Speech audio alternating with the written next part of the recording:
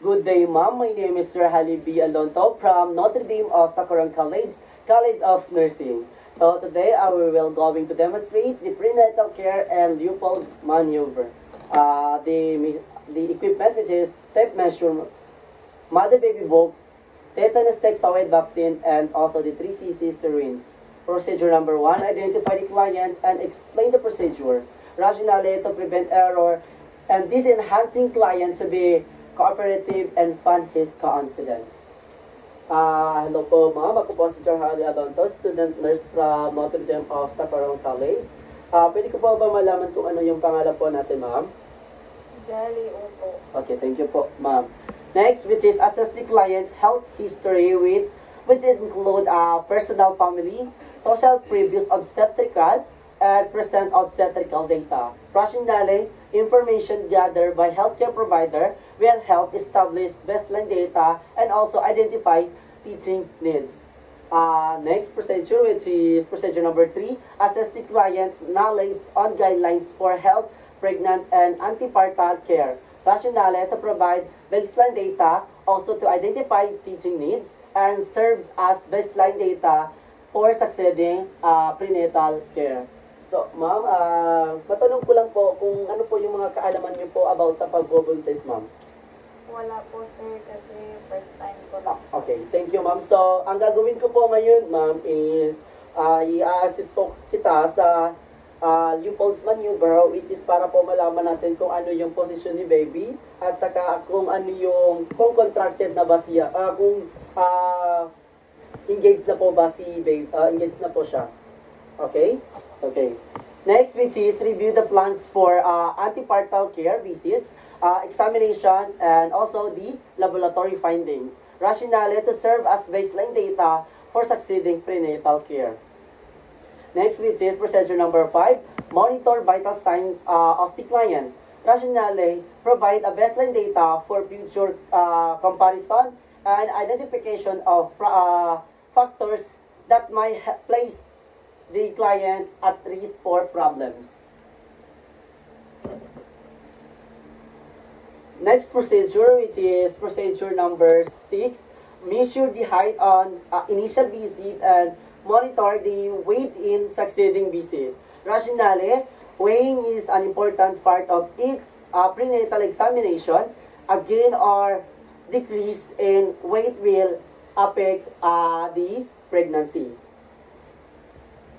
So next procedure, which is number 7, procedure number 7, which is conduct physical examination. Begin assessing from the head to toe. Next, which is procedure rationale to come with the general impression of woman's health and well-being.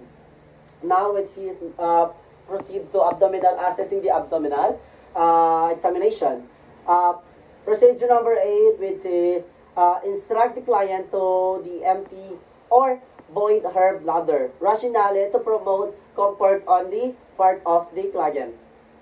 So, ma'am, ikon po natin itong natin so para mas assist po natin si baby. Okay, okay na po ba kayo sa ganung position? Thank you. Next, which is position the client in dorsal recumbent. Rationale, proper positioning relaxes both mother and baby. It also facilitates the easy location, presentation, and lie of the fetus. So, ayos na po ba sa ganyang position nyo, ma'am, no? So, thank you. Next procedure, which is drape client and expose the abdomen from the level of the xiphoid process down to the symphysis pubis. Rationale to provide privacy.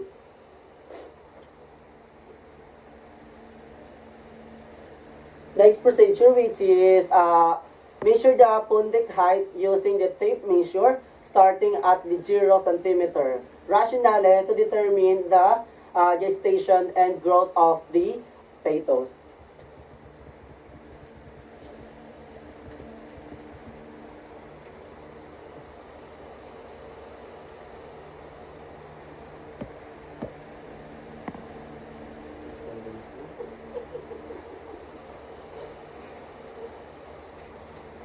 Next, which is procedure number 12. The centimeter size of the tape measure must be facing the abdomen while the inches or side is facing the examiner. Rationale to prevent bias. Next, number 13, which is locate the highest point of the fundus. Leave one hand in place and secure the end of the tape measure to the fundus. Measure down to the top of this symphysis pubis. Rationale to measure the fundus height correctly.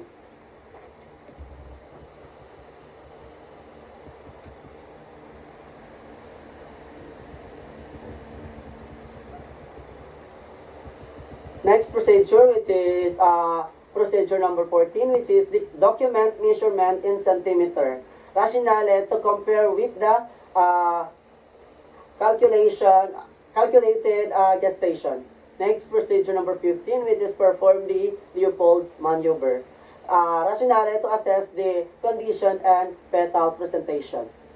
Next procedure number 16, warm two hands by rubbing one against the other before placing them on the abdomen. Rationale to use of warm hands during the palpation prevents lesion and handling of the abdominal muscles, favoring good results. So, mga hawak po ako mga.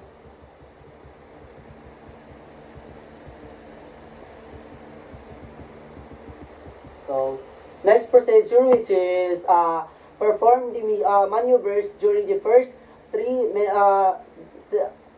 maneuvers. The examiner stand at the side of the client, be bathed and faces the client.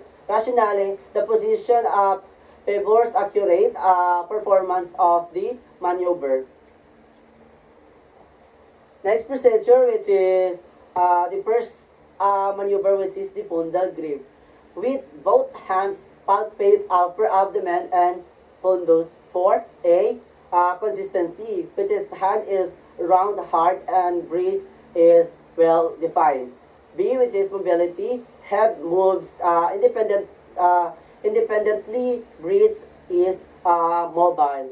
Next, rationale to determine the fetal part lying in the fundus. So, ganito ang gawin natin.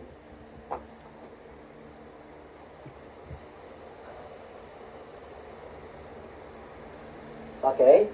Next procedure, which is procedure number 19, which is the second maneuver, which is the umbilical grip.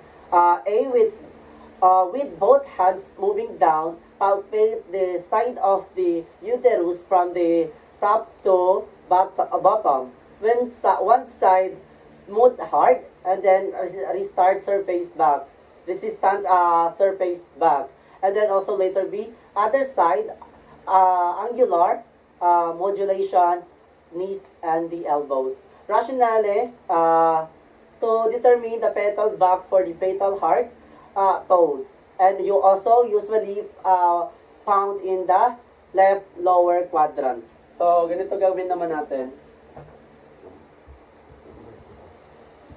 So, itong hand natin, ikabad natin dito. So, kapag hindi na natin makapa dito ang baby, ikwan natin dito sa kabila.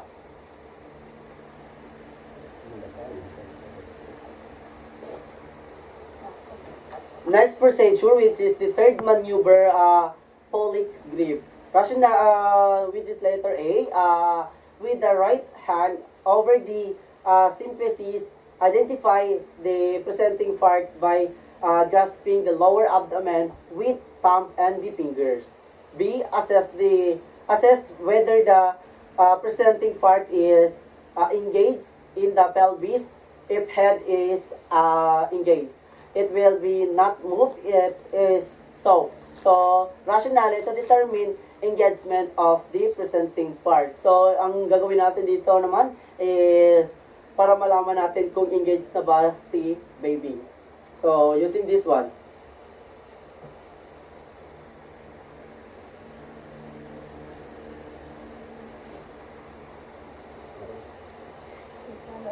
Next procedure, which is the procedure number 21, which is the fourth maneuver, which is the pelvic grip. Letter A, which is the nurse alter position by turning toward the patient feet with both hands assess the distance of the presenting part by locating the cephalic presence of brow. Rationale, to determine the degree of flexion of the petal head. Letter B, which is place your fingers on both sides of the uterus about 2 inches above the anginal alignment, and then press downwards and inwards.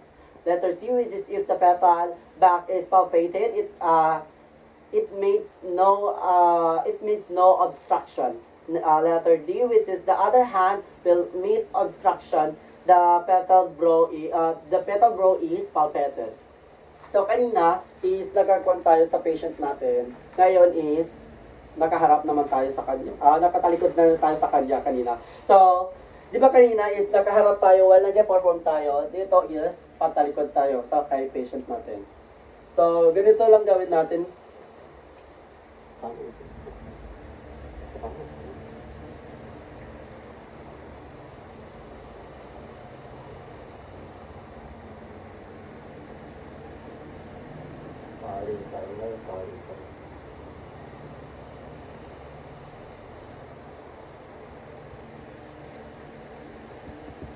Next procedure, which is procedure number 22, which is reposition the client. Rationale to make the client feel comfortable.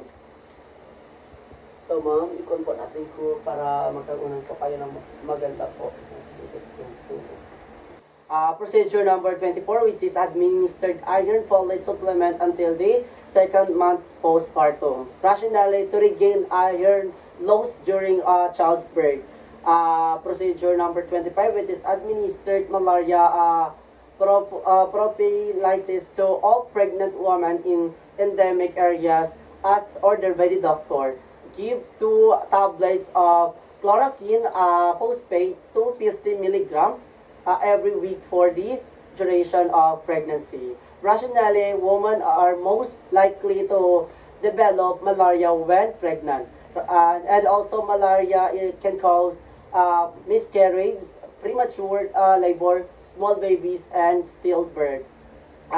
Procedure number 26, which is provide and promote health teaching on nutrition, personal hygiene, and enough rest and sleep. Rationale, to ensure an optimum environment for health, growth, and development. So, ma'am, ganito po, once po na makaramdam po kayo ng pananakit, which is sa tiyan nyo po, is agad na po kayo magpa-consult sa health station, and also pakaingatan po natin na huwag po kayo masyadong gumalaw and take a rest po lagi. Okay, procedure number 27, discuss with the client her expectation about pregnancy, which include the danger signs of the pregnancy, labor delivery, and impact on the family. Rationale, psychological assessment is important to assist the client in identifying areas of need to ensure the optimal fetal growth and development. So, ma'am, pag makaramdam po kayo ng mga kakaibang sa pananakit sa inyong tiyan, is agad na po kayo magpakonsulta sa hospital. And also, pag mag-bleed po kayo na marami, is agad po tayo sa pinakamalapit na hospital or sa ating barangay kwan. And then also, sa kwan po natin, like pananakit na mga ulo po natin, ma'am, is normal po na, which is may mga ganun po na mararamdaman po ang mga buntis, okay? So, wag po kayo magpanik na pag anon yung maramdaman nyo po. Next procedure, which is the procedure number 28, plan with the mother the preparation for the breastfeeding the baby. Rationale, to know the advantages of breastfeeding to the newborn. So, After nito, ma'am, sigurado or panigurado na ito, after niyo po mag-labor o manganak is magkaroon po na kami ng time or ako po yung ma-assign na nurse po sa inyo is ituturo ko po sa inyo kung ano yung tamang pamamaraan sa pagpapadede sa inyong anak. Okay? Next procedure, which is procedure number 29, discuss the importance of prenatal and subsequent visit, rationale for follow-up care. Next, ma'am, so after nito, ma'am, is kapag magbisita po kayo sa kwan, sabihin niyo po na ito natapos ko na sa inyo at saka kung ano yung kalagayan ni baby para hindi tayo makaiwas po tayo sa complications. So, maraming salamat and yun lang po, ma'am. Thank you.